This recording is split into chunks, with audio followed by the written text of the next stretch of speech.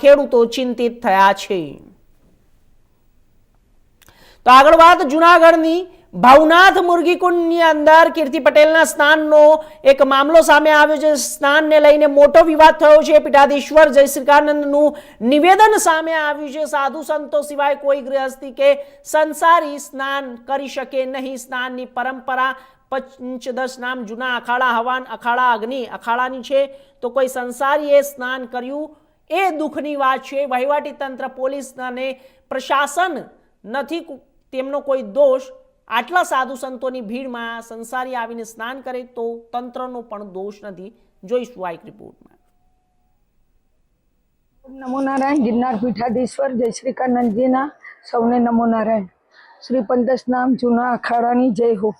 એમાં જ સ્નાન નાગા સાધુ જ કરી શકે, ધર્મગુરુઓ કરી શકે, મહામંડલેશ્વરો, ધર્મગુરુઓ, શ્રી મહારાજો કરી શકે। ખાસ કરીને કોઈ સંસારી કે ગૃહસ્થીએ સ્નાન કર્યું હોય શું કહેશો માતાજી? સંસારી ગૃહસ્થીઓને સ્નાન ન કરવું જોઈએ। જો અજાણતા સ્નાન કર્યું હોય તેમાં સાધુ સંત, પોલીસ પ્રશાસક યા પ્રશાસનવાળાનો કોઈ વાંક નથી હોતો। અચ્છા, ખાસ કરીને માતાજી જોવા જાય તો આજે આવું કોઈ કૃત્ય કરાયું હોય કે થઈ ગયું હોય માતાજી, તો અખાડા કેવા એક્શન લઈ શકે છે? એમાં કેવું છે, કોઈએ કરાવી હોય અને જાણવા મળે તો અખાડો તરત એ વ્યક્તિને નિષ્ક્રિય કરી શકે છે, પણ એમાં સાચું શું છે એ ખબર નથી। અને રહી વાત બીજી કે પોલીસની, તો પોલીસ કેટલી મહેનત કરે છે। પ્રશાસન હરસ સંઘવીએ કેટલો સરસ મેળો કર્યો છે।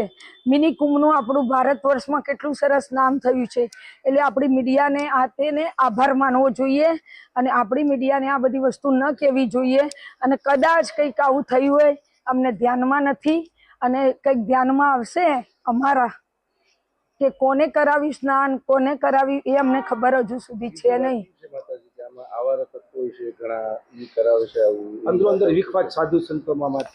એમાં શું છે, આવારા તત્વો ના હોય, 10-15 લાખ પબ્લિક આવતી હોય, એમાં કોઈ ઘૂસી ગયા હોય, પોલીસ પણ ના ઓળખતી હોય, પોલીસ રાત દાડો ઊંઘતી ના હોય 1 મહિનાથી, આવારા તત્વો કેવી રીતે ઘૂસી જતા હોય એ ખબર હોતી નથી।